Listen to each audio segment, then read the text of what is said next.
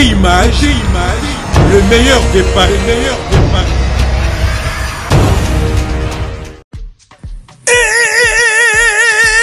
Di nouveau à Kinshasa.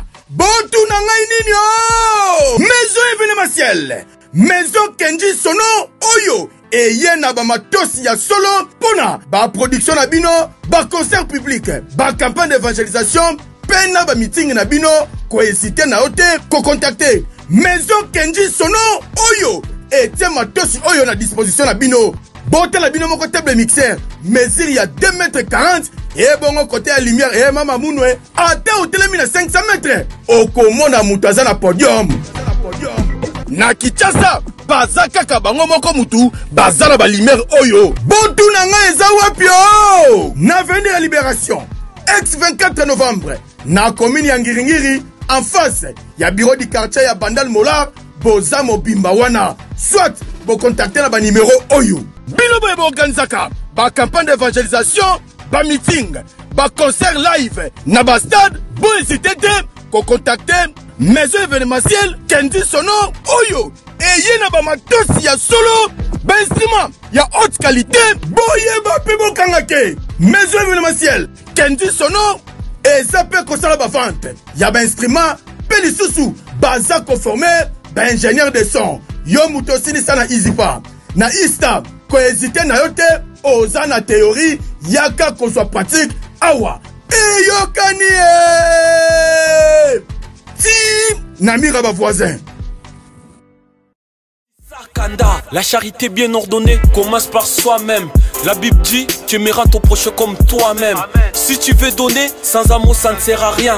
Si tu hésites pour donner, c'est mieux pour te garder bien. Les fourmis, ils s'entraident même s'ils n'ont pas des liens. À combien plus forte raison nous sommes des humains. Aime ton prochain musulman, juif, chrétien ou païen. Africain, américain, asiatique, australien, européen. Ou de mes prochains. Beauté image, le meilleur des paris,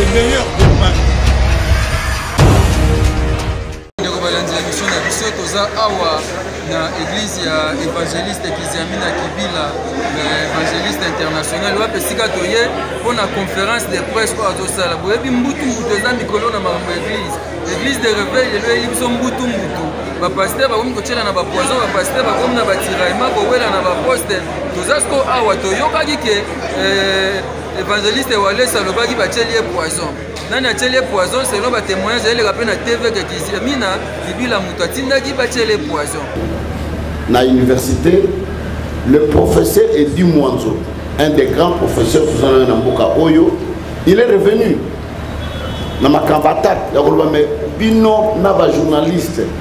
Est-ce que vous m'avez vu à l'université de Sala PV, il y a qui dit Amina triche. Mais ceux qui peuvent exalter, biso ba kolo université, ba professeur naïe, tout ça là est monté sur base de quoi bino pour justifier un mot. C'est de montage. Alors, ba makamo ba lobia, ba mbongo ya boye, makamo ebele. Je sais qu'il y a des gens, dans un groupe de gens qui sont là peut-être de manière avec la volonté manifeste, il y a pour nuire la réputation de l'angaï. Pourquoi quand ils arrivent dans le bazar, il y a des gens qui cherchent à ternir mon image. Mais toujours est-il que nous avons un bazar juste. Nous sommes dans le bazar, ils ont toujours le kouta et qu'il y a la musique à dire. Je n'ai des problèmes avec personne et je ne me reproche de rien.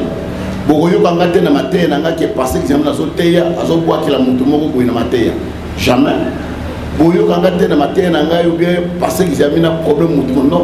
Ce sont des gens qui veulent nuire à ma personne et à ma personnalité, mais et aussi me parce que je sais à qui je crie.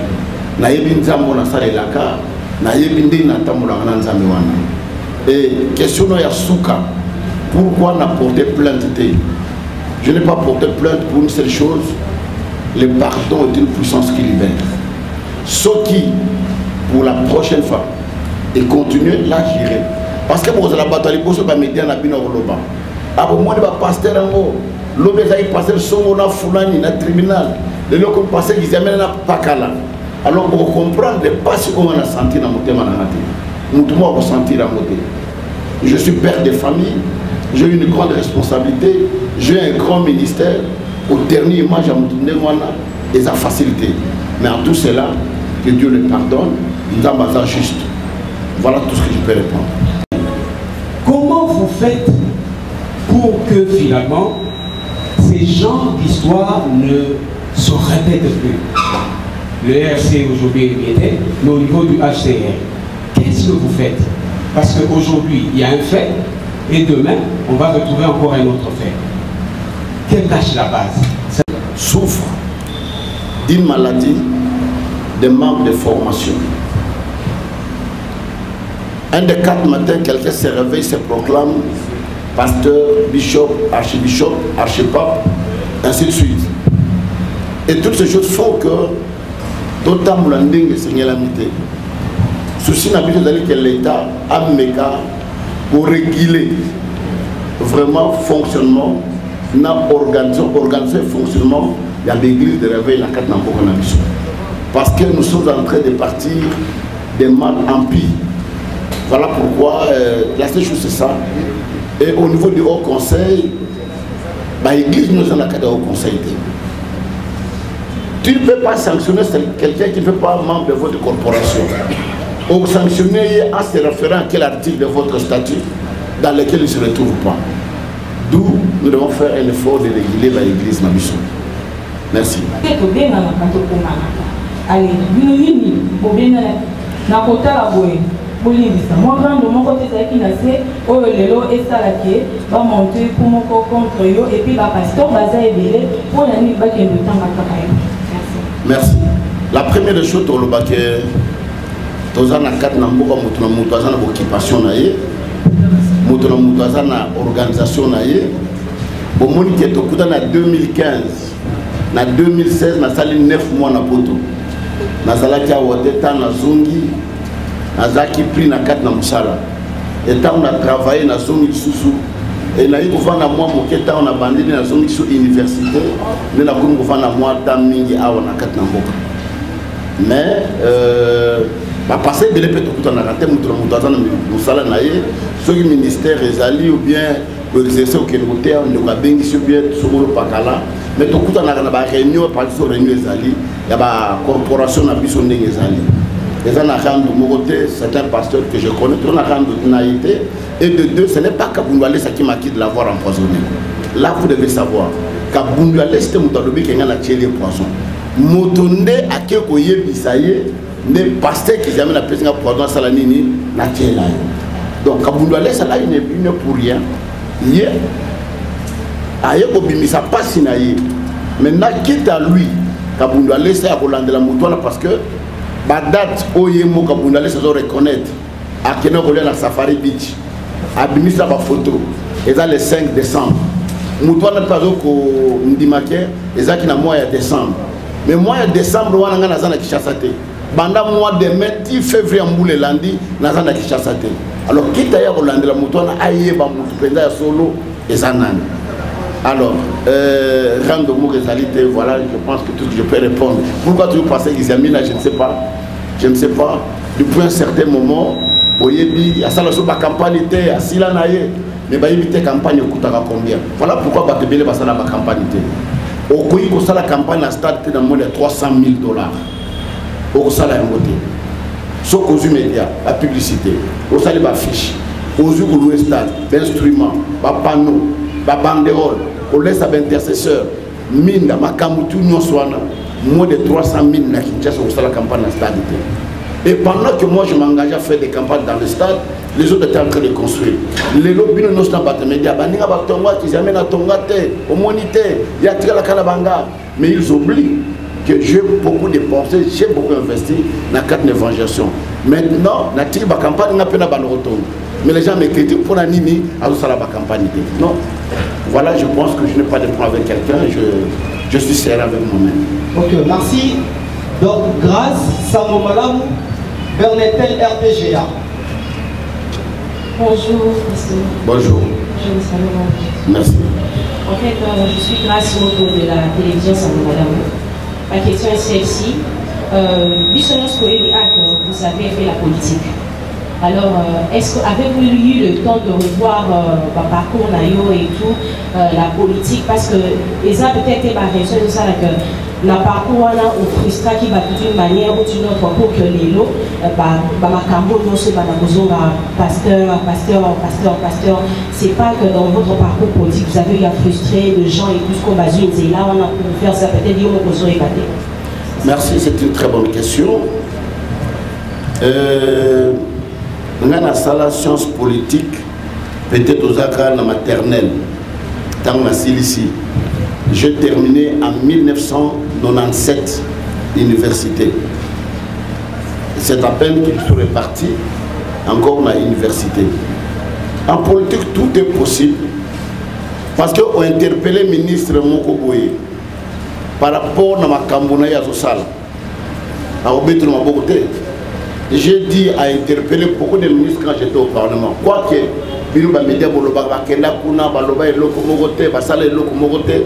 mais si vous prenez vos endroits de YouTube, beaucoup de intervention dans le Parlement, le ministre est interpellé pour un biso.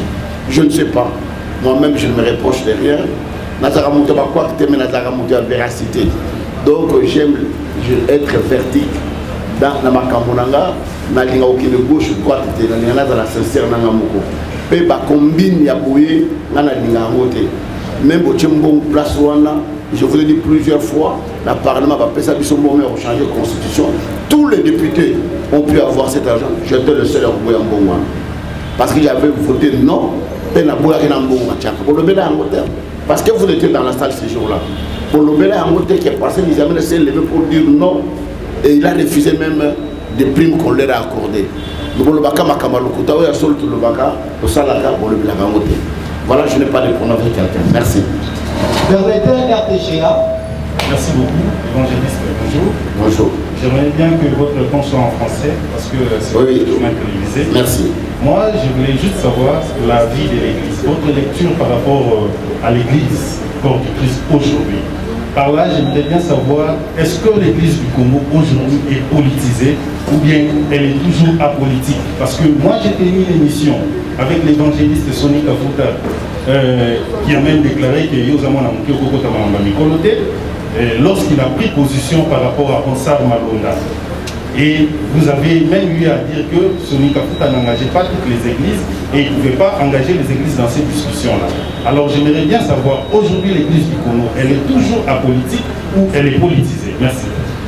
Merci, vous posez une question qui a été l'objet de mon travail de licence. En 1997, mon travail était sur la politisation de l'administration et ses conséquences en République démocratique du Congo. Vous devez savoir une chose, qu'à chaque fois une institution est politisée, elle est détruite. Aujourd'hui, je ne saurais pas vous dire que l'église est politisée, parce que moi-même, mon église n'est pas politisée. Je suis ici dans cette église, je fais la politique, et vous verrez que je ne parle jamais de la politique dans mon église, même dans mes prédications. Si je dois faire la politique en dehors de l'église, c'est certain que les hommes politiques sont comme des caméléons. Au moment des élections, vous les verrez, ils vont se faire des frères en Christ.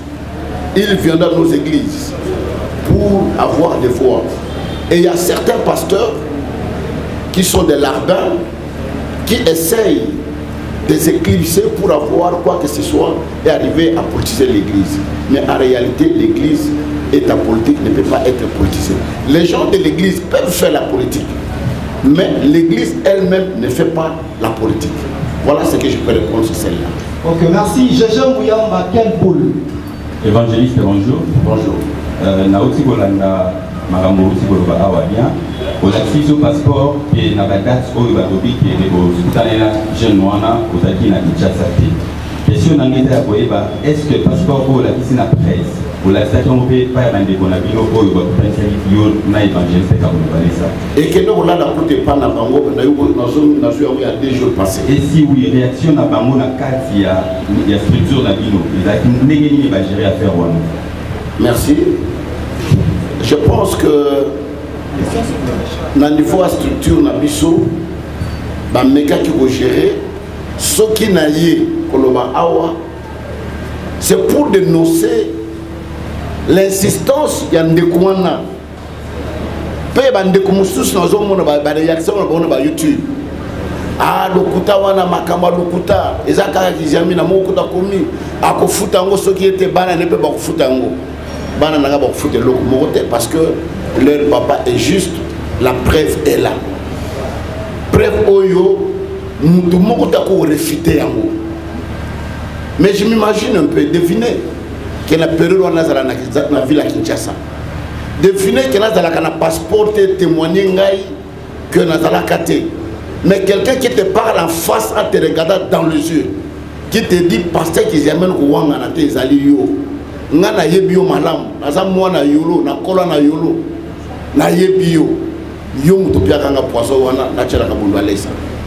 Étant passeport et demi qui n'a pas date, bango baso pesa. Ils ont passé à Bundalesa, ils ont confirmé la date, ça fait 9 mois dans un passeport. Vous pouvez prendre les photos pour dire que les alliés un faux témoignage. Et pour un témoignage, on a sur la télévision à Bundalesa. À quoi on parce que le frère qui a témoigné a menti. Il n'a pas dit la vérité. Funda, pour l'autre si réellement c'est le projet de l'autre côté, que vous y avez ma cambote, Funda Bango, au cas contraire, c'est que vous y avez des camps. Vous allez avoir un Koloba, pour mon idée, ça s'accane dans le monde, à Fingi, à l'opinion sotiki, quand vous devez aller ça, aux amours de la sauter, mais un autre aux amours de Baboé, au Funda, sur le Fundite, tu les gars avec ta degré, tu le oui, sur moi, merci. Merci de Godjo. Richard Tambou. Bon, après au Funda, après, je pense que solution madame Ngoyo, il y a démenti, Bagno Soyeba, Kamakamwana, Eza Lokuta, ma prévision et Monani, Eza Makama Lokuta, et tant que vous dénoncez, vous voyez, Makamwana et vous savez la société. Il y a un autre qui a des communions qui n'ont plus de témoignage à Lokuta, Batika. Ceux qui ont vu Bango, bon dénoncer Bango. Oh, église, plus à ma qui on a banni. Bino bon na bateau na ba campagne. Moutaya témoigner na zaka aveugle. Bino boza ba journaliste d'investigation. Pour nous bon na bateau tena ba quartier na bango tena banda kuna bango bo sala be bo sala banquette na bino boye ba soki mutwana azali aveugle ayeba ni bien kamuni. Donc je pense que ma camon il faut c'est dans cadre de l'église na mission. Ceux qui ont porté plainte c'est par motif de conscience. Na linga teto banokeno télément to banokeno samba to banosala boye mais je mets à garde pour la prochaine fois je dis à tout le monde celui qui oserait et à la bureau journaliste nous finirons la justice parce que trop c'est trop c'est normal hein passer normal RC pour là de on est RC pour là RC sur l'accès que non pas faut passer ba ebele na ko c'est na ngwa on dit que c'est na ngwa sinon yo analyse des analyses des arabes pour passer. Non, non, innocent. Il est moyen. Merci beaucoup. Mais après, c'est comme nous aller sans beauté. Mais non, comme que va pasteur, bâtir na ba poison, ba funda na ba boulot. Oh, ils ont sur la cala. C'est un faux pasteur, c'est un faux secrétaire de Dieu. Denis, c'est un faux pasteur. Oh, il est bien modèle. Il est évité Denis, c'est un coopérant. On a Paul Tosoua, avis Denis, c'est un faux pasteur. Bon, on est à Vina.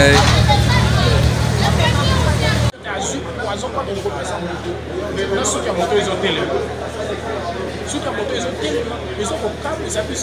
ont vraiment que ça n'a pas été pour la trouver dans le Kouta, dans ma campagne, et ça va tirer la colère de la salle mais et l'autre point, il y a lobby, le point à lobby que vient à qui possède le local n'est pas évangéliste, et qu'on met des sous-collègues parce qu'à cause de la parce que Bible lobby à moi la vengeance, à moi la rétribution.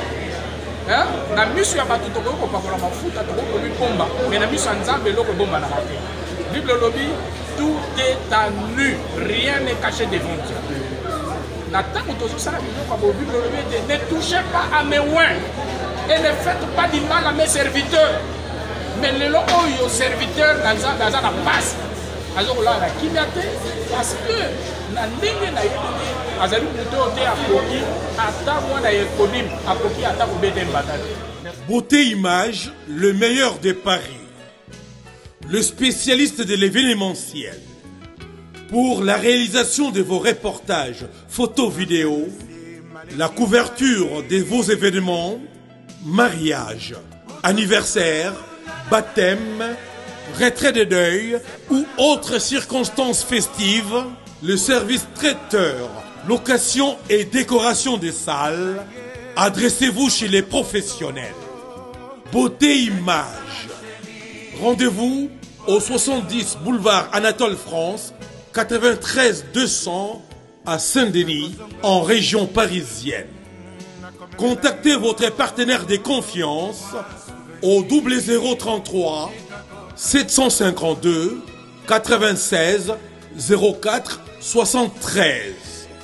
À Kinshasa, RDC, Beauté Image au 00243 823 13 47 06. Beauté Image, les spécialistes de la photo vidéo. Beauté Image, le travail au service de l'homme. Beauté Image, Beauté Image, Mosala ezana ba kolona yango. Beauté Image, Tobateli Kimia.